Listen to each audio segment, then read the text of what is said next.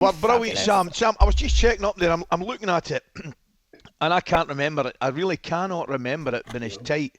I think from Crystal Palace, who are 12th, down to Bournemouth, who are bottom, there is 6 points between them. Can you remember 6 it? points. It's amazing. It is absolutely amazing, and all those teams are involved in the relegation battle this year. I mean, what, 10, 12 games to go till the end of the season, and it's the time to, if you're down there, particularly in the bottom 4 or 5, it's the time to start worrying about the fact that most of those clubs have been down there all season, Ali. And I think that the manager has to find a way to bring the team up to a top 8 level in performances. You have to set yourself a target of going on a run of undefeated games. You have to go and start losing, yes, but stop losing first and then see if you can evolve that into a win. And I've always approached it that way, by taking short spells of games, short periods of games, and saying, let's try and achieve this many points. But first and foremost, let's start with the clean sheets, because when we get the clean sheets, we can never lose a game. And that starts by, getting the points together and hopefully building the confidence to go and get a win however you can get it. That draw, Nottingham Forest 2, Everton 2, is probably not good for either, but especially not for Everton, who got a win against Arsenal, lost against Liverpool, got a win against Leeds, and then since then haven't been able to pick up a win in the last 3. Do you fear for them, one of your former teams? Well, they've been down there a lot, Laura, and I think that, the previous with Frank, I mean, the run was, unfortunately for him, cost him his job, was absolutely dreadful in terms of results. And, we talk about so much about the way we play football, or how we should play football, and there's only one way to play football now.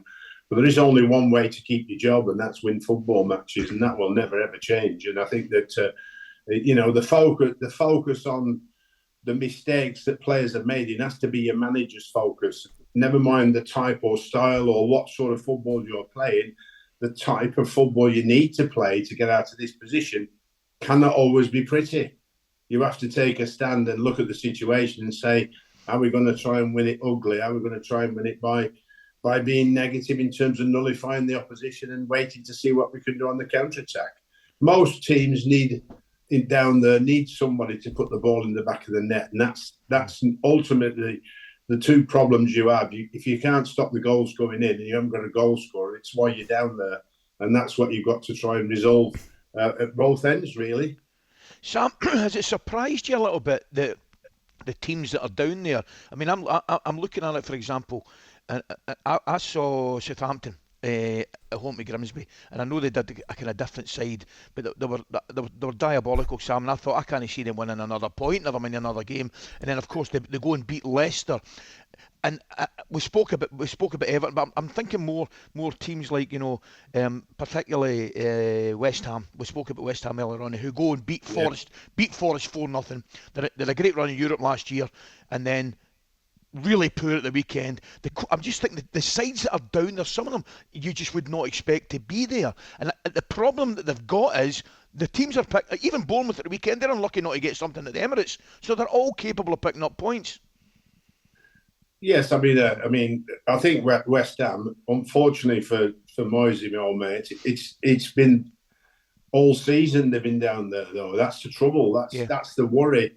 That's the concern. And now it's getting to the nitty-gritty of the season. Then you've got no more time. Time is running out, and you must get it right, and you must put it right now. And of course, the pressure builds on the manager. The pressure builds on the player, because everybody jumps on the back. And of course, everybody would say, punish your players, get them in for more training, all that nonsense that they go on about outside the world of football. That is the last thing you want to do.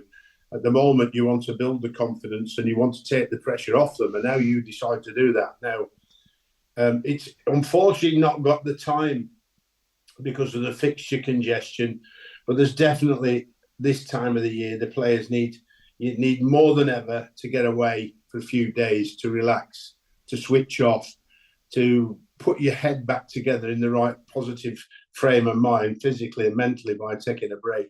And of course, everybody goes, well, what are you doing taking them away? They don't deserve to go away. They should, all that rubbish that you hear on the white noise on the outside. On the inside, you do what's right. And what's right is relaxing your players, building the confidence, and then, of course, working on the team and picking the right team for whatever game it is to go out and win. And if you do that and you can increase the level of performance, then you'll get yourself out of trouble. And that's what I mean. I think the pressure drops on Moyes more because they've probably spent for the first time more than they've ever spent.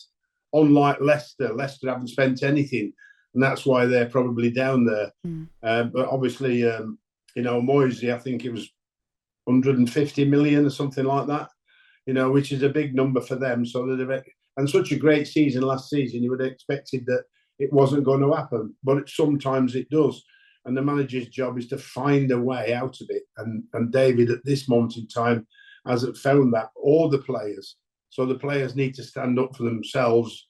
The manager needs to guide them in the right direction, and hopefully for them they can get themselves out of trouble. But there's so many teams down there. I mean, you just talked about Crystal Palace. I didn't realise they'd gone on such a bad run and put themselves in a position, no wins in 9, and of course they're out of form at the moment.